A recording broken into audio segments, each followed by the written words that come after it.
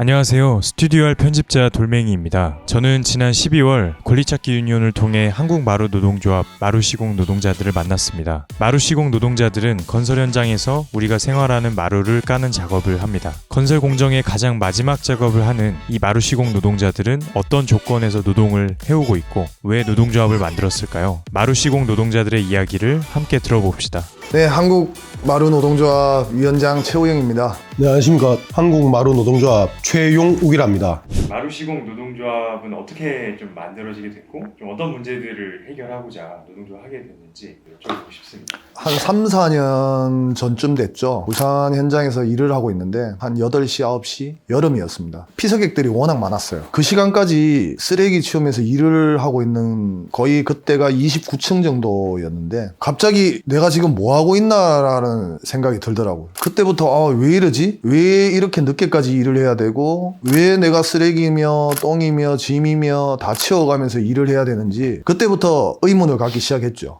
그래서 이제 하나씩 조사를 하다 보니까 저희는 근로자인데 사측에서 저희를 3.3으로 신고를 하고 그러니까 근로기준법 적용을 받지를 못하고 프리랜서라는 그냥 말도 안 되는 지위를 가지면서 늦게까지 일을 할 수밖에 없는. 근데 좋습니다. 늦게까지 일을 해도 되는데 늦게까지 일을 하지 않으면 최저임금도 못 버는 구조를 사측이 만들어놨기 때문에 그렇게밖에 일을 할 수가 없는 겁니다. 저희는 이제 평당 수수료를 받는데 20년 전에도 평당 10,000원이었고 20년이 지난 지금도 평당 10,000원입니다. 그러면 주 52시간을 일을 하면 평당 10,000원으로는 최저임금을 맞출 수가 없고 한 달에 200도 못 벌어갑니다. 그러다 보니까 먹고 살려면 장시간 노동을 할 수밖에 없죠. 시공만 하면 그래도 보통의 근로자처럼 벌어갈 수는 있습니다. 근데 짐을 치우고 뭐 똥을 치우고 쓰레기를 치우고 이런 우리가 하지 않아도 될 작업들을 하는 시간이 하루에 한두 시간 넘게 걸립니다. 그러니까 정작 시공하는 시간보다 무보수로 일하는 다른 일들을 더 많이 하게 되는 거죠. 그렇게 내몰리고 있는 거죠. 마루시공 일이 어떤 일을 하는 건지 한번 설명 좀 부탁드릴까요? 쉽게 얘기해서 마지막 공정입니다. 입주민들이 들어오셔서 맨 마지막에 눕고 아이들 뛰어놀고 이런 공간이 바닥에 나무를 이용해서 시공하는 게 마루입니다. 청소를 깨끗하게 하게 난 이후에 본드칠을 해서 저희가 망치 갖고 시공합니다. 새벽 3시나 4시에 일어나서 대부분 밥을 굶으시고 아침에 커피 한 잔 먹고 새벽을 시작합니다. 새벽별 보고 출근하셔갖고 시간만 풀어주기를 바라고 해. 임금이 너무 저임금이니까. 그래갖고 밤 9시, 10시까지 평균은 못해도 저녁 7시, 8시까지는 하는 것 같아요. 그 이후로 하시는 분도 계시고요. 아까 말씀하셨듯이 7시부터 4시나 5시까지 해보면 이거는 임금이 최저임금도 안 되기 때문에 그리고 저희는 또 지방 생활을 한 달이나 두 달마다 현장이 끝나서 지방을 옮기다 있는데 그러면 묵고 살기가 버겁습니다. 이게 너무 최저임금이고 요새 물가도 오른 데다가 저희가 지금 살기가 너무 힘듭니다. 그러니까 이까지 나왔겠지. 건설 노동자 같은 경우에는 퇴직금을 미리 공제에 납부를 하고 그걸 이제 나중에 퇴직금으로 받고 이렇게 네네. 그러는데 그 부분이 이제 제대로 뭔가 납부가 되지 않고 있다고 들었어요. 저 같은 경우에는 10개월 동안에 한 회사에서 우도원이라는 회사에서 일을 했는데 단 하루도 달리지 않았습니다. 근데 또 다른 반장님을 보면 3일, 5일, 7일, 10일, 많으면 17일 17일도 양심 있다고 저희는 생각할 정도로 하도 안 달아주니까 저 같은 사람도 말씀 들어보니까 몇 분 더 계시더라고요. 아예 안 달아준 회사도 있습니다. 그러니까 저도 말 들어보니까 그게 유령시공자라 하더라고요. 제가 그 회사 말고라도 KC 우드라고 거기서도 4개월 일했는데 거기도 단 하루도 안 달렸습니다. 원래라면 어느 정도가 달려야 돼요?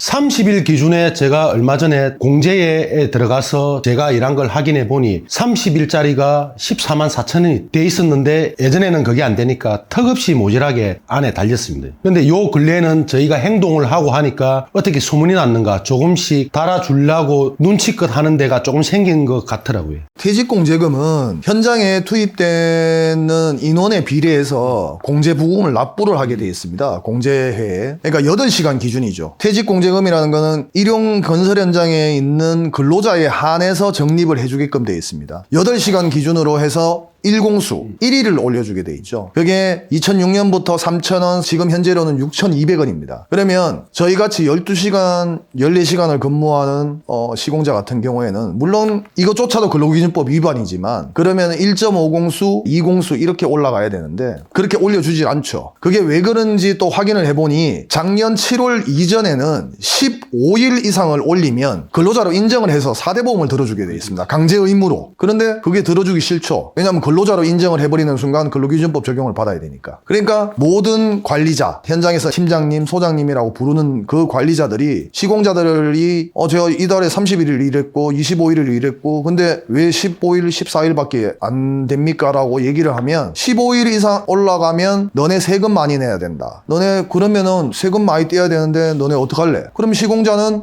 그러면 그런갑다. 지금까지 이렇게 수십 년을 속아와서 지내왔던 거죠. 근데 알고 보니 세금하고 넌 전혀 무관합니다. 아무것도 없어요. 그냥 관행처럼 그 사람들이 4대 보험을 적용시켜주고 저희를 갖다가 근로자로 인정하지 않기 위해서 그렇게 해왔던 겁니다. 근데 작년에 7월인가 8월 이후로는 또 법이 개정이 됐어요. 8일 이상 동일 사업장에서 근무를 하고 주 15시간 이상을 하게 되면 4대 보험 의무가입으로 고용보험이라든가 이런 것들을 적용을 시켜주게 돼 있는데 웃긴 거는 사측에서는 아직도 저희를 그렇게 그냥 프리랜서로 이용만 해먹고 있다는 얘기밖에 되지 않는 거죠. 결국에는 이 모든 것들이 근로자로 인정을 하느냐 안 하느냐 이 부분 때문에 애초에 벌어졌던 겁니다. 근로자로 인정하게 되는 순간 4대 보험부터 시작해서 연장 근로시간, 주 52시간, 심지어 퇴직금, 주휴수당, 월차수당, 연차수당 이런 것들이 발생하니까 그걸 줄이기 위해서 자기 배를 채우기 위해서 결국엔 3.3 프리랜서로 풀어놓은 거죠. 근데 실질적으로 근무를 하다 하면 저희는 그렇지 않습니다. 한 현장에 들어가면 다른 현장으로 옮길 수 있는 거는 쉽지 않습니다. 관리자가 지시를 하고 이 세대에 가서 이렇게 작업을 해라, 수평을 맞춰라, 이거는 이렇게 해라, 저건 저렇게 해라, 지휘 감독을 다 하는. 그리고 임금은 또 사측이 줍니다. 저희는 도급이 아니에요. 그런데도 왜 근로자가 아니란 말이죠. 거기서부터 얘네들은 출발점부터 저희를 그냥 이용하려고 아예 시작한 거죠. 정말 1대1로 한번 묻고 싶어요. 저희가 진짜 근로자인지 진짜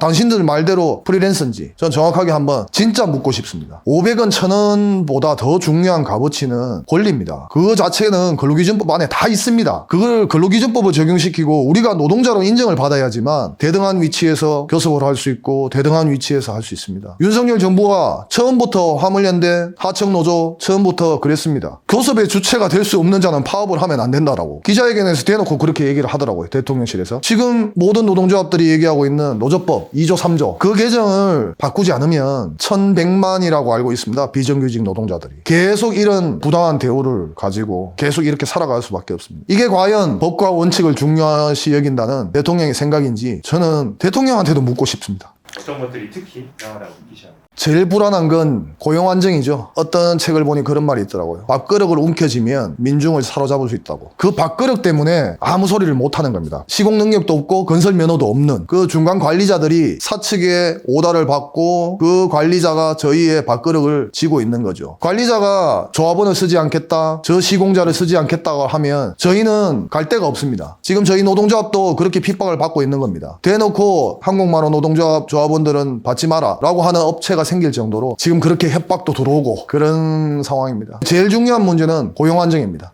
관리자를 욕하다가도 관리자가 보이면 다음 현장이 어딥니까? 이렇게 얘기하는 게 지금 마루 시공 노동자들의 현실이죠. 하지도 않아야 될 일들을 다 시키고 그다음에 임금 부분에 대해서 칼질, 세대 배정이죠. 제일 중요한 건 모든 아파트가 동일하게 공장에서 찍어내는 물건처럼 똑같지 않습니다. 구조가 어려운 구조도 있고 쉬운 구조도 있고 쉬운 구조로 가면 당연히 시공이 빠르겠죠. 돈 벌기도 편하고. 근데 어려운 구조를 보내죠. 작은 평수 그런 것들로 관리자가 다 배정을 하니까. 그게 그러니까 저희가 한 소장님한테 지키면 다음에 그 소장님만 피해서 안 가야지가 아니고 그 소장님이 또 아시는 분들 여러 군데서 이제 못 가게 취업 방해가 생기는 거지. 소문 내보니까 저희가 또 증거를 크게 남길 수 없고요. 의심은 가지만. 그러니까 이제 어찌 보면 관리자들 많이 알게 되는 게 제 마루 인생에 어찌 보면 밥줄 아닙니까? 근데 이게 무서워서 마음속에만 두고 참고 옛날 선배님들도 전부 다 그렇게 하신 것 같아요. 부당한 건 알지만 내 통장에서 내 저금통에서 야금야금 빼가는 건 알지만 한쪽 눈을 감고 왜냐하면 내 그 다음 일자리를 위해서 대부분 참고 사시는 것 같아요. 근데 이제는 그렇게 안 살라고 저희가 이렇게 모였습니다. 늘 얘기하는 거 딱 한 가지가 있습니다. 저희는 노예가 아닙니다. 당당하게 권리를 주장하고 다 빼앗겼던 겁니다. 이 빼앗겼던 권리 우리가 크게 요구하는 게 아닙니다. 그냥 정상적으로 근무하고 정상적인 임금 달라는 게 그게 잘못된 겁니까? 마루 시공 노동자는 노예가 아닙니다. 이 말씀을 꼭 해드리고 싶습니다.